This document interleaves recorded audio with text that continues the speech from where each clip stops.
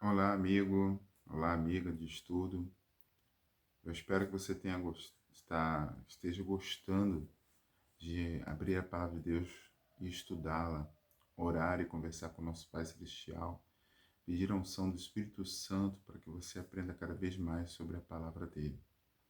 Essa lição que se chama Jesus Restaurador da Vida.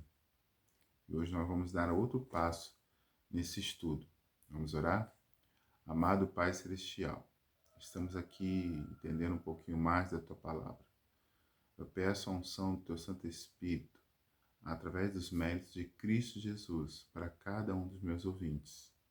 A promessa de Jesus é que Ele enviaria um Consolador, um guia sobre a Tua Palavra.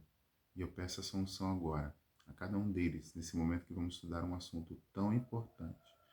Obrigado, Jesus. É que eu te peço em Teu nome. Amém. Querido amigo, querida amiga, é difícil entendermos um dos problemas maiores que estamos vivendo no nosso século, que seria a maldade encarnada. Esses dias eu estava vendo um vídeo do, da história das guerras e vi a personalidade de Hitler. É difícil entender como o ser humano consegue ser tão ruim ou encarnar o mal de tal forma. E no final das contas, nós passamos a entender que é uma escolha. Mas quando o mal atinge uma criança, alguma criança é prejudicada por esse mal.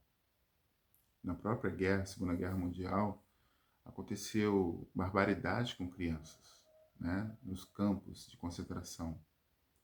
Então, às vezes nossa mente e de algumas pessoas que não querem acreditar em Deus por isso, fica aquele pensamento: onde está Deus perante toda essa maldade?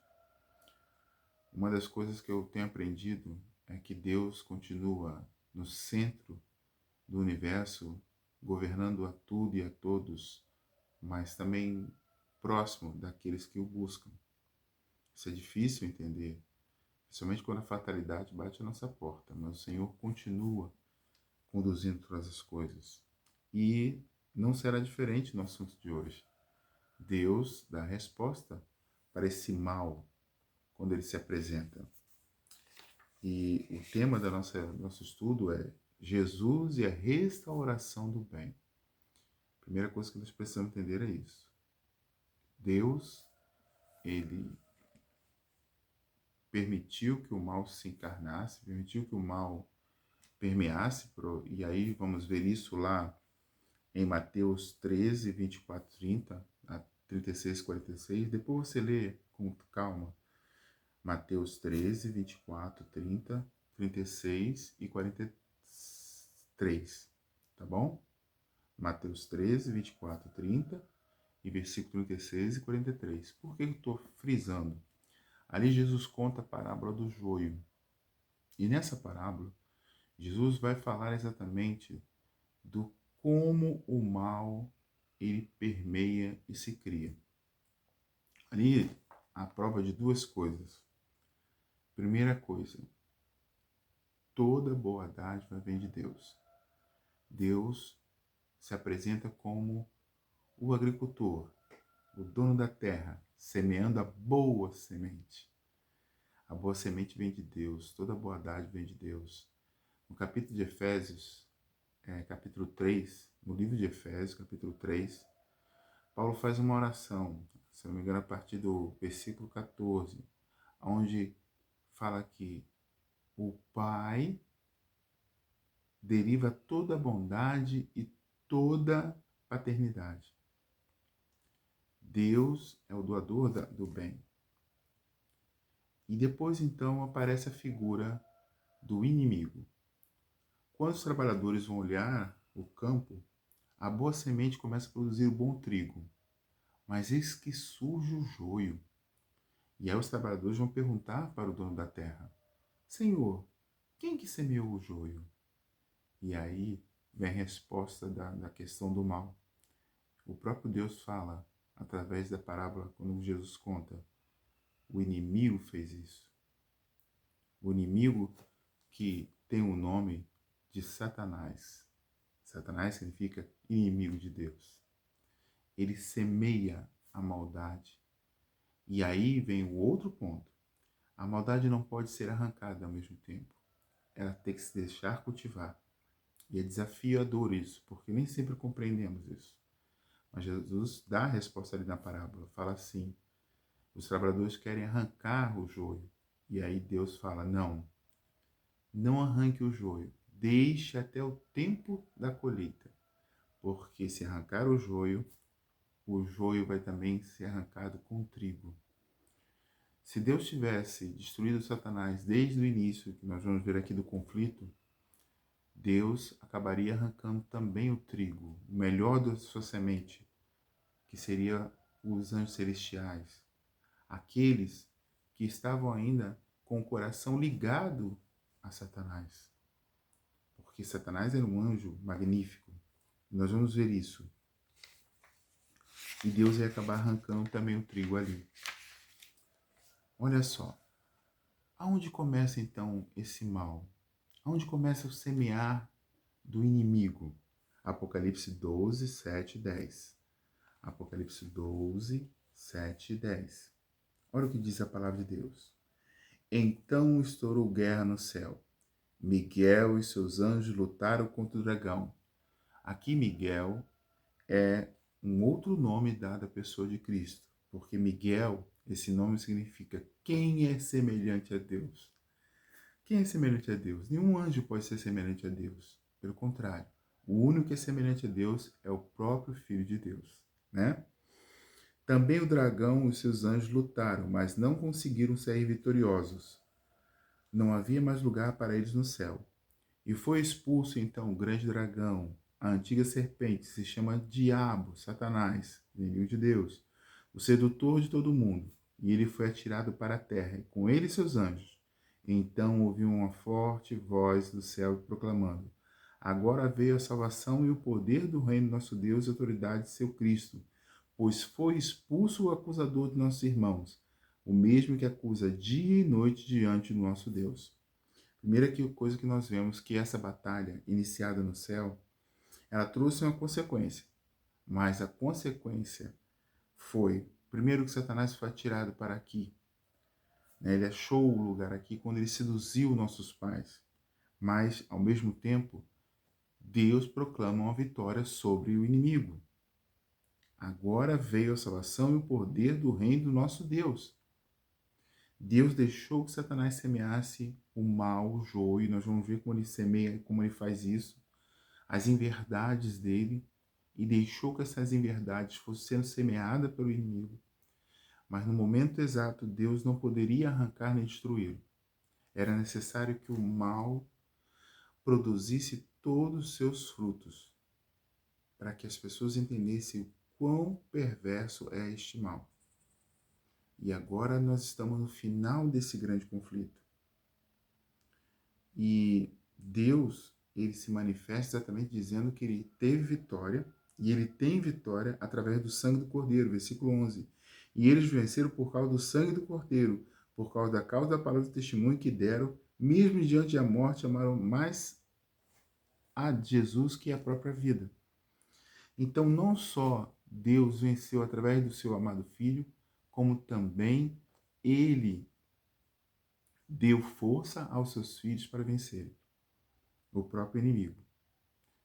E aí nós vamos ver ao longo do tempo Satanás tentando destruir a igreja, aquela que Jesus tenta deixar aqui, mas não consegue, porque a verdade, ela sempre prevalece sobre ele. Isso aconteceu no céu. No final da guerra, a verdade de que Jesus prevaleceu.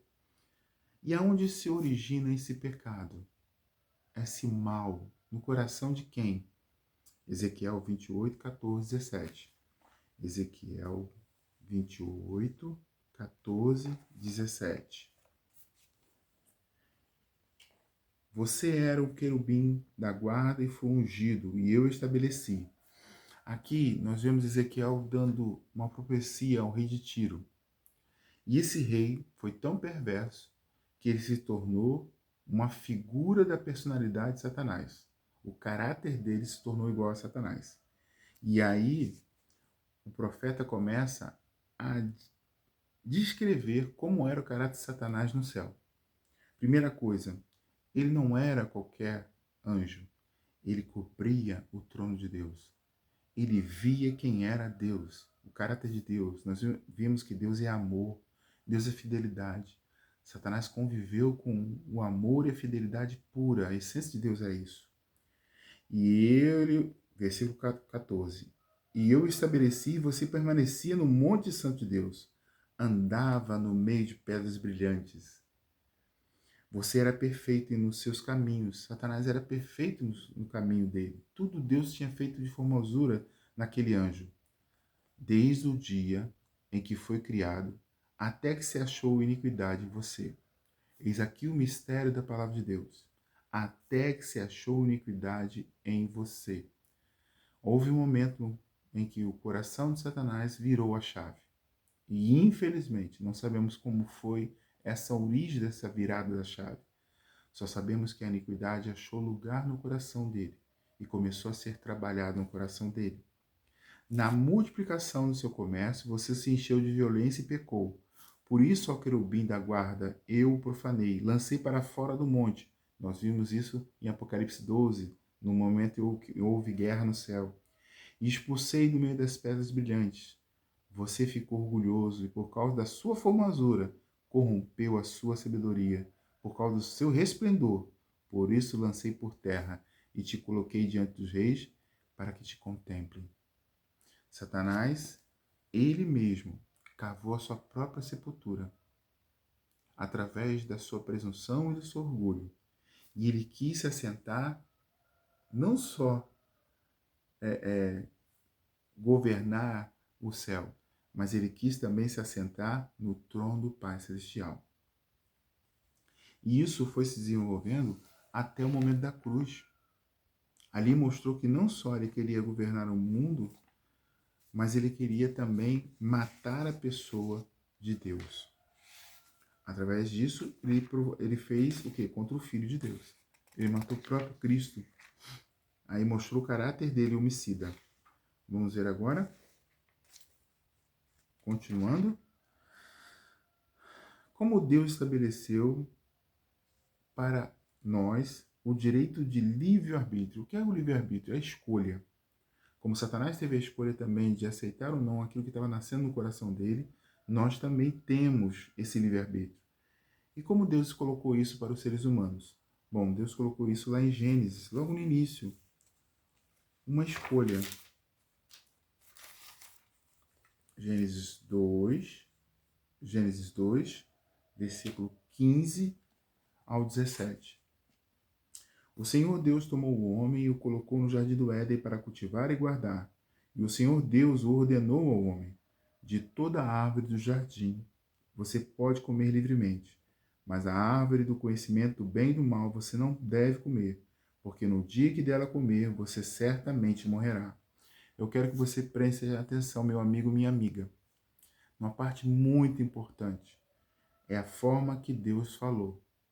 Deus disse ao homem: de toda a árvore do jardim você pode comer, mas da árvore do conhecimento do bem e do mal você não deve comer. Ali havia a escolha: ou escutar o que Deus havia dito, ou escutar o que agora Satanás vai falar. E nós vamos ver o que ele vai falar. Mas vejam que Deus, ele deu um direito ao homem de escolher o que ele havia aconselhado de forma amorosa, de forma cuidadosa, ou no que Satanás viria depois e ofereceria. E aí vocês vão entender a essência do primeiro pecado. Vamos lá? Gênesis 3, 1 a 6. Satanás, então, aparece para a mulher. Vocês prestaram atenção no que Deus falou. Olha o que Satanás vai falar com a mulher. Por isso que lá em Apocalipse, no capítulo 12, fala da antiga serpente. Você lembra o que eu li? E aqui é apresentado de novo a palavra serpente. Mas a serpente, a mais astuta de todos os animais selvagens que o Senhor Deus tinha feito, disse à mulher. Satanás usa a serpente para se comunicar com a mulher e chamar a atenção dela. É verdade que Deus disse, não comam do fruto de nenhuma árvore do jardim? A mulher respondeu à serpente, do fruto das árvores do jardim podemos comer, mas o fruto da árvore que está no meio do jardim, Deus disse a vocês, não devem comer dele, nem tocar nele, nem tampouco, nem tocar nele para que não venham morrer. Vejam que Deus não havia dito isso lá no início. Olha que a serpente brincou com a cabeça da mulher. Deus disse, não comam do fruto de nenhuma árvore do jardim. E o que Deus disse? De toda a árvore do jardim você pode comer livremente, mas da árvore do conhecimento do bem e do mal você não pode comer, porque no dia que dela comer, certamente morrerás. Por que a mulher falou de tocar? Interessante, Deus não tinha falado nada de tocar. Primeiro, porque ela já estava próxima da árvore.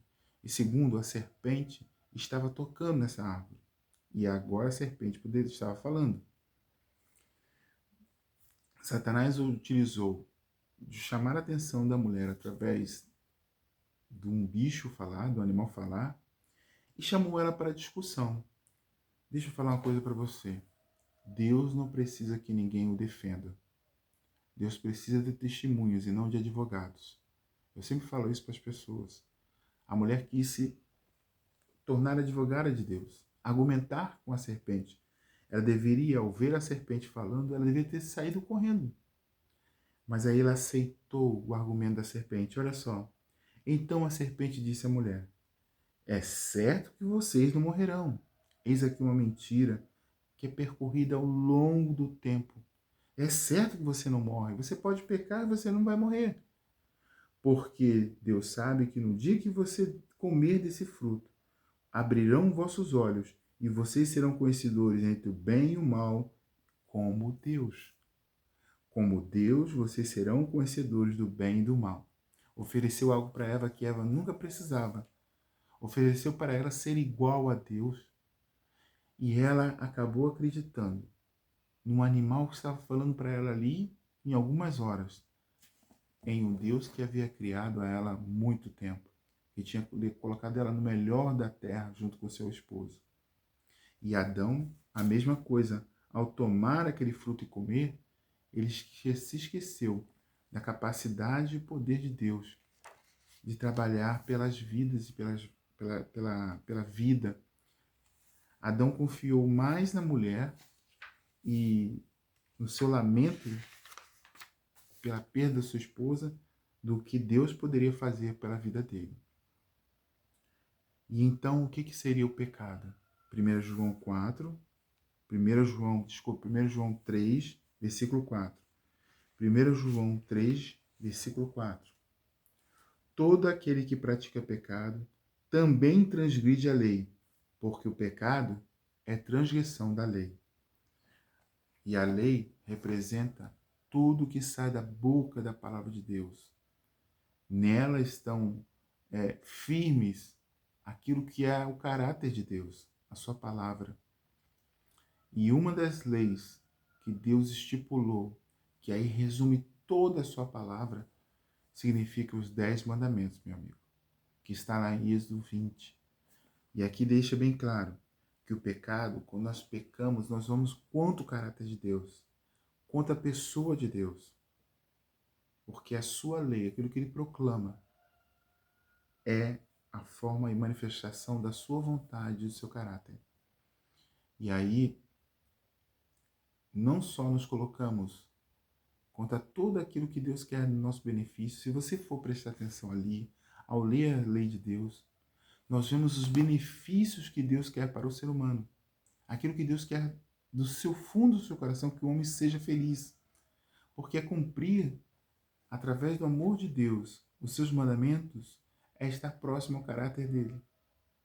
Mas Satanás não quer que nós cumpramos o mandamento dele, na sua totalidade. Satanás é ardiloso. Então, às vezes, ele pega um mandamento, tira dali, na sua vida, para que ele tenha tutela total na sua vida. Eu gosto de contar sempre uma história sobre isso e vou deixar para o final, terminando aqui, para entendermos a capacidade da distração que Satanás quer e como Deus quer nos restaurar para o benefício da nossa própria vida. Isso é que Jesus quer fazer. E o que Jesus mais fez aqui enquanto esteve conosco foi brigar pela restauração do ser humano. E aí terminamos com Romanos 6:23.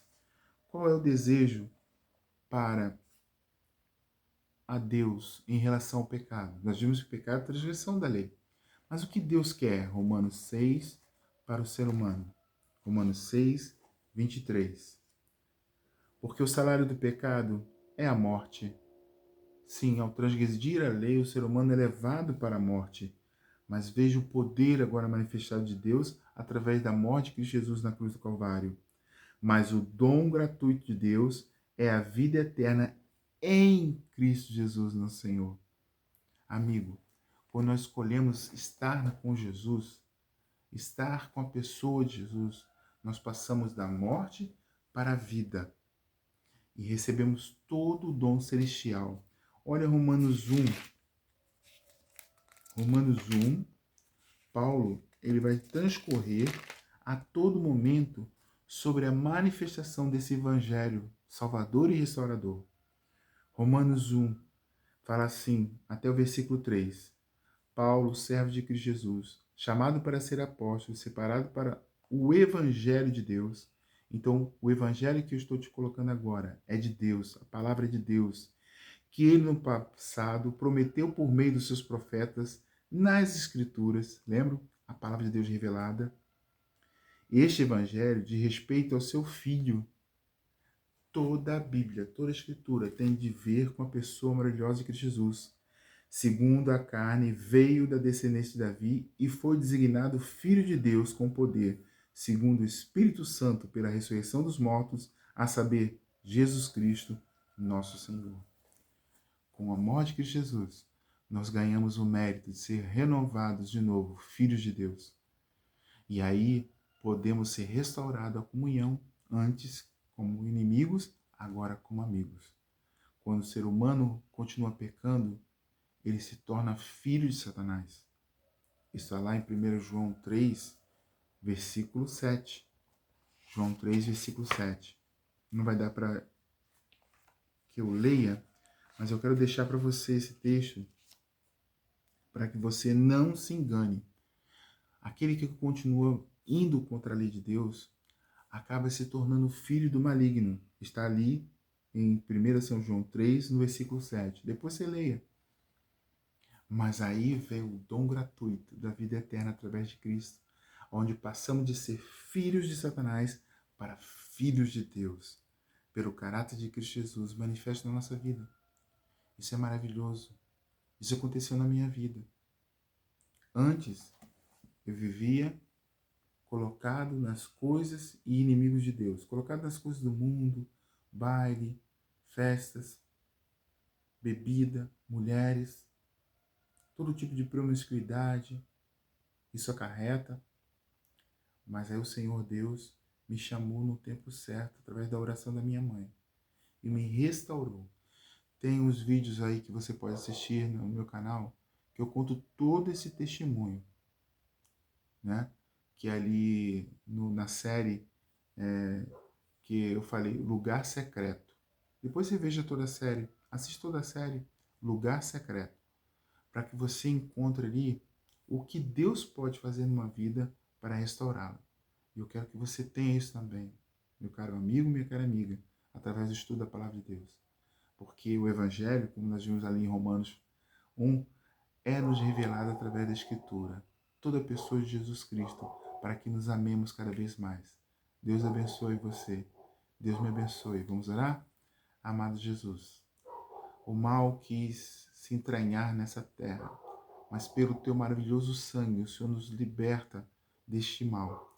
E em um determinado dia, o Senhor vai nos voltar para nos buscar e depois virá de novo para exterminar e por fim a morte, ao inimigo e todo tipo de pecado. Pedimos que tu nos agarre, continue nos abraçando e nos ajude a agarrar a ti também, para irmos juntos contigo para o céu celestial. Obrigado, amado Jesus, é o que eu te peço. Amém. Até a próxima, amigos.